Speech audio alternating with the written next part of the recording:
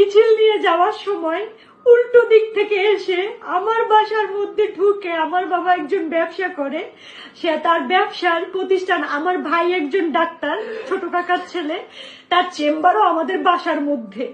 এই চেম্বারের মধ্যে ঢুকে আমাদের পুরো ভাইরা চুইরা কিচ্ছু রাখে নাই, আমার কাকাকে খুঁজতেছিল, আমার ভাইকে খুঁজতেছিল, মানে এরা কোথায়।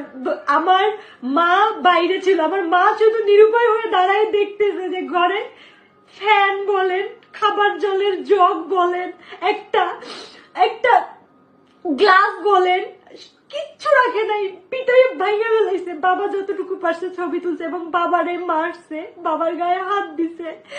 আর আমার ছোট কাকা তো পলাই আছে, আমার ছোট কাকাকে ওরা খুঁজতেছে। মানে আমরা কতটা নিরুপায় আজকের এই ছাত্রদের কারণে আমরা